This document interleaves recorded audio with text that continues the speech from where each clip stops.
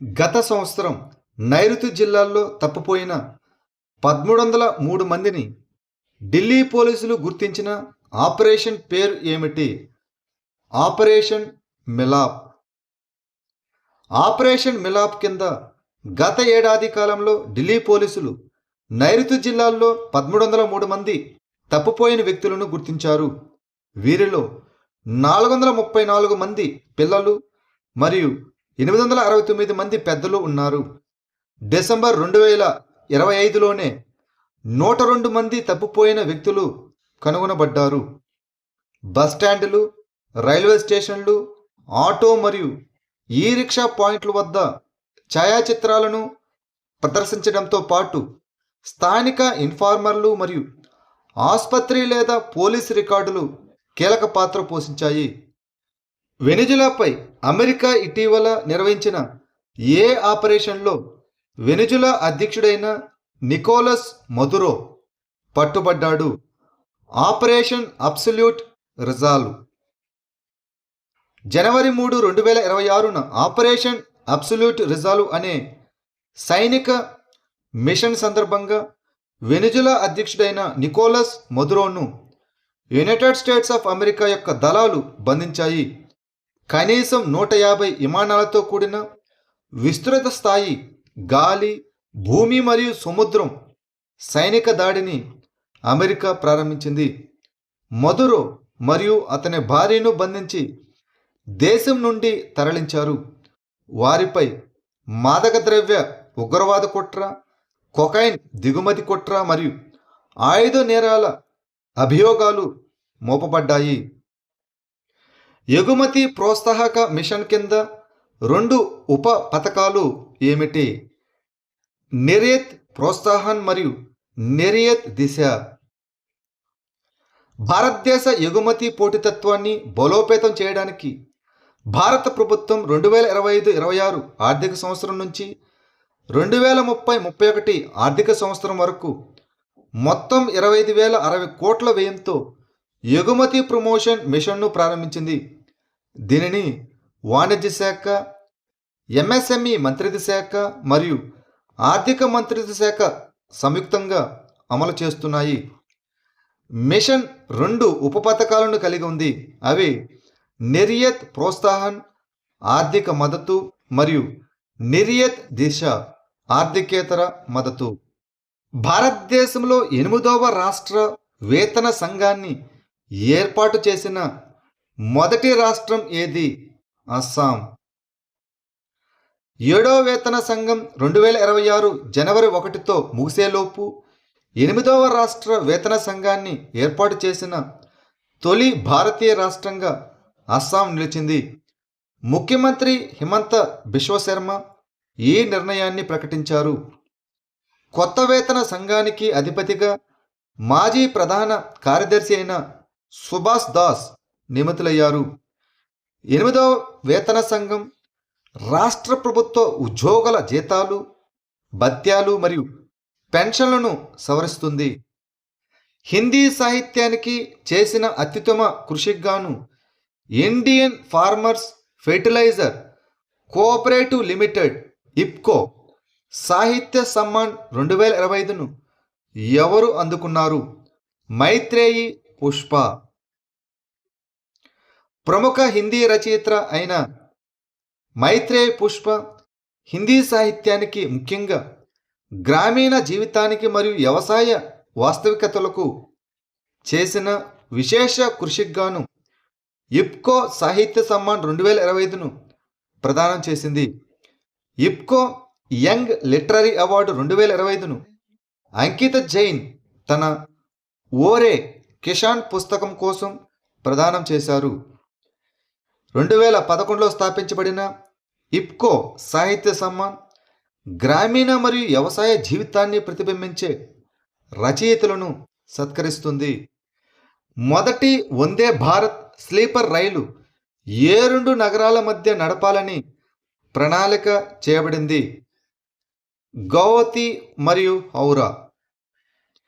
భారతదేశంలో రాత్రిపూట రైలు ప్రయాణాన్ని అప్గ్రేడ్ చేస్తూ భారత రైల్వే తన మొదటి వందే భారత్ స్లీపర్ రైలును ప్రవేశపెట్టనుంది. ప్రారంభ మార్గం గౌహతి అస్సాంలో ఉంటుంది మరియు హౌరా పశ్చిమ బెంగాల్లో ఉంటుంది. వీటి మధ్య నడుస్తుంది. ఈ రైల్లో 16 పూర్తిగా ఎయిర్ కండిషన్డ్ కోచులు, AC3 టైర్ మరియు AC2 టైర్, అదేవిధంగా AC ఫస్ట్ క్లాస్తో ఉంటాయి. ఇందులో ఎర్గోనామిక్ బెర్తులు, కొత్త సస్పెన్షన్ మరియు రాత్రిపూట సౌకర్యవంతమైన ప్రయాణాల కోసం ఆధునిక భద్రతా వ్యవస్థలు ఉంటాయి. గణాంకాలు మరియు కార్యక్రమాల అమలు మంత్రిత్వ శాఖ కొత్త లోగోలో అశోక చక్రం దేనిని సూచిస్తుంది? సత్యం, పారదర్శకత మరియు సుపరిపాలన. గణాంకాలు మరియు కార్యక్రమాల అమలు మంత్రిత్వ శాఖ తన గుర్తింపును ఆధునీకరించడానికి మరియు ప్రజా చేరువను మెరుగుపరచడానికి ఒక కొత్త లోగో మరియు మస్కట్ను ఆవిష్కరించింది. లోగో అభివృద్ధి కోసం డేటా అనే థీమును ప్రతిబింబిస్తుంది. ఇక అశోక చక్రం సత్యం, పారదర్శకత మరియు సుపరిపాలనను సూచిస్తుంది. క్లోజ్ క్వార్టర్ బ్యాటిల్ కార్బైన్ను ఏ సంస్థ రూపొందించింది? Defence research and development organisation DRDO. Close quarter battle carbine అనేది స్వదేశీ డిజైన్, అభివృద్ధి మరియు తయారీ కింద తయారు చేయబడినటువంటి 56x45 మిల్లీమీటర్ల కాంపాక్ట్ తుపాకీ. దీనిని defence research and development organisation DRDO యొక్క armament research and development establishment Pune రూపొందించింది. దీనిని పూణేకు చెందిన భారతీయ బహుళ జాతి సంస్థ అయిన భారత్ ఫోర్జ్ లిమిటెడ్ తయారు చేస్తుంది. ఇమోయును ఎరత్పా పండుగను ఏ రాష్ట్రంలో జరుపుకుంటారు? మణిపూర్. ఇమోయును ఎరత్పా పండుగను ఇటీవల మణిపూర్లో జరుపుకున్నారు. ఈ పండుగ డిసెంబర్ 31, 2025న జరుపుకున్నారు. ఇది మేటి చంద్రమాసంలోని 12వ రోజుకు అనుగుణంగా ఉంటుంది. ఇది మేటి సమాజానికి ఒక ముఖ్యమైన మతపరమైన పండుగ. ఇది సంపద, శ్రేయస్సు మరియు అగ్నిగుండం యొక్క దేవత అయిన ఇమోయును దేవతని గౌరవిస్తుంది. 70 నుంచి 80 లక్షల జనాభాతో భారతదేశంలో మొట్టమొదటి మురికివాడ రహిత నగరంగా మారాలని ప్రస్తుతం ఏ నగరం లక్ష్యంగా పెట్టుకుంది? సూరత్. 70 లక్షలకు పైగా జనాభాతో సూరత్తు భారతదేశంలో మొట్టమొదటి మురికివాడ రహిత నగరంగా అవతరిస్తుంది. ప్రస్తుతం చండీగఢ్ 10 లక్షల జనాభాతో భారతదేశంలో మొట్టమొదటి మురికివాడ రహిత నగరం. 2006లో సూరత్ జనాభాలో 36% మంది మురికివాడల్లో నివసించారు. అయితే ఇప్పుడు అది 5%కి తగ్గింది. పూర్తి మురికివాడ రహిత స్థితిని సాధించడానికి ప్రభుత్వం దశల వారీగా ఫలిత ఆధారిత ప్రయత్నాలు మరియు సరైన గృహ నిర్మాణాన్ని ప్లాన్ చేస్తున్నది. ఇటీవల వార్తల్లో నివేదించబడిన అరుదైన పక్షిజాతి అయిన సిర్కిర్ మల్కోహా సాధారణంగా ఏ రాష్ట్ర మైదానాల్లో కనిపిస్తుంది? ఉత్తరాఖండ్.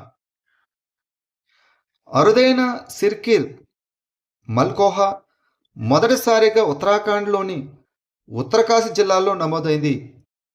సిర్కిర్ కోహిల అని కూడా పిలువబడే సిర్కిర్ మల్హోకా ఒక ప్రత్యేకమైన కోకిల పక్షి. ఇది ఉప హిమాలయ భారత ఉపఖండం, బంగ్లాదేశ్, శ్రీలంక మరియు పాకిస్తాన్, అదేవిధంగా రాజస్థాన్లోని కొన్ని ప్రాంతాల్లో కనిపిస్తుంది. ఇది పొదలు, సన్నని అడవులు మరియు కొండ ప్రాంతాల్లో నివసిస్తుంది. International union for conservation of nature red list దీనిని తక్కువ ఆందోళనకరంగా వర్గీకరించింది. ఒరెన్స్నిక్ అనేది ఏ దేశం అభివృద్ధి చేసిన ఇంటర్మీడియట్ రేంజ్ హైపర్సోనిక్ బ్యాలిస్టిక్ క్షిపణి రష్యా. ఒరెన్స్టిక్ అనేది రష్యా అభివృద్ధి చేసిన ఇంటర్మీడియట్ రేంజ్ సూపర్సోనిక్ బ్యాలిస్టిక్ క్షిపణి. దీనికి హాజెల్ ట్రీ అనే రష్యన్ పదం పేరు పెట్టారు. ఇది 500 నుంచి 5500 కిలోమీటర్ల పరిధిని కలిగి ఉంటుంది మరియు మాక్ 10 వరకు లేదా ధ్వనివేగం కంటే 10 రెట్లు వేగాన్ని చేరుకోగలదు. 44వ జూనియర్ నేషనల్ ఖోఖో ఛాంపియన్షిప్కు వేదికైన నగరం ఏది? బెంగళూరు. 44వ జూనియర్ నేషనల్ ఖోఖో ఛాంపియన్షిప్ బెంగళూరులోని గుంజూరులోని అటల్ బిహారీ వాజ్పేయి స్టేడియంలో ప్రారంభమైంది. బాలురు మరియు బాలికల విభాగాల్లో రాష్ట్రాలు మరియు కేంద్రపాలిత ప్రాంతాల నుంచి సుమారు 1000 మంది యువ అథ్లెట్లు పోటీ పడుతున్నారు. 58వ సీనియర్ నేషనల్ ఖోఖో తెలంగాణలోని కాజీపేటలో జనవరి 11 నుంచి 15 వరకు మరియు అదేవిధంగా 35వ సబ్ జూనియర్ నేషనల్స్ హర్యానాలోని కురుక్షేత్రలో జనవరి 31 నుంచి ఫిబ్రవరి 4 వరకు జరుగుతాయి. ఇటీవల 56వ వ్యవస్థాపక దినోత్సవాన్ని జరుపుకున్న ఆల్బర్ట్ ఎక్కా బ్రిగేడు 1971 యుద్ధంలో ఏ రంగం నుంచి పోరాడింది? త్రిపుర. ఆల్బర్ట్ ఎక్కా బ్రిగేడు తన 56వ వ్యవస్థాపక దినోత్సవాన్ని త్రిపురలోని అగర్తల మిలిటరీ స్టేషన్లో ఘనంగా జరుపుకుంది. ఈ బ్రిగేడు 1971 భారత పాకిస్తాన్ యుద్ధంలో త్రిపుర సెక్టార్ నుంచి పోరాడింది. ఆపరేషన్ కాక్టస్ లిల్లీ కూడా ఇందులో ఉంది. 1971 యుద్ధంలో operations cactus lily and nutcracker కూడా ఉంది. దీని ఫలితంగా 1971 డిసెంబర్ 16న పాకిస్తాన్ లొంగిపోయి బంగ్లాదేశ్ ఏర్పడింది. ఇటీవల మొట్టమొదటి మోటార్ రహదారిని పొందిన తుమాన్ గ్రామం హిమాచల్ ప్రదేశ్లోని ఏ జిల్లాలో ఉంది? మండి. హిమాచల్ ప్రదేశ్లోని మండి జిల్లాలోని చావాసి ప్రాంతంలోని తుమాన్ గ్రామానికి 78 సంవత్సరాల తర్వాత తొలి మోటార్ రోడ్డు లభించింది. 2.7 కిలోమీటర్ల ఈ రోడ్డును షాకెల్డ్ నుంచి తుమాన్ వరకు పబ్లిక్ వర్క్స్ డిపార్ట్మెంటు పీడబ్ల్యూడీ నిర్మించింది. ఈ గ్రామం గతంలో దశాబ్దాలుగా ప్రాథమిక రవాణా సౌకర్యాల నుంచి తెగిపోయింది. ఏ కార్యక్రమం కింద ల్యాండ్ స్టాక్ అండ్ రెవెన్యూ నిబంధనల పద కోసం ప్రారంభించబడింది? డిజిటల్ ఇండియా భూ రికార్డుల ఆధునీకరణ కార్యక్రమం కింద. చండీగఢ్ మరియు తమిళనాడులో ల్యాండ్ స్టాకును ప్రారంభించి న్యూఢిల్లీలో రెవెన్యూ నిబంధనల పదకోశాన్ని గ్రామీణాభివృద్ధి మరియు కమ్యూనికేషన్ల సహాయ మంత్రి విడుదల చేశారు. ఈ కార్యక్రమాలు డిజిటల్ ఇండియా ల్యాండ్ రికార్డ్ ఆధునీకరణ కార్యక్రమంలో భాగం. ఇది ఆధునిక, పారదర్శక మరియు పౌర కేంద్రీకృత భూపాలనను లక్ష్యంగా చేసుకుంది. ల్యాండ్ స్టాక్ అనేది సింగపూర్, యునైటెడ్ కింగ్డమ్ మరియు ఫిన్లాండ్ నుంచి ప్రేరణ పొందిన ఇంటిగ్రేటెడ్ GIS ఆధారిత డిజిటల్ ప్లాట్ఫామ్.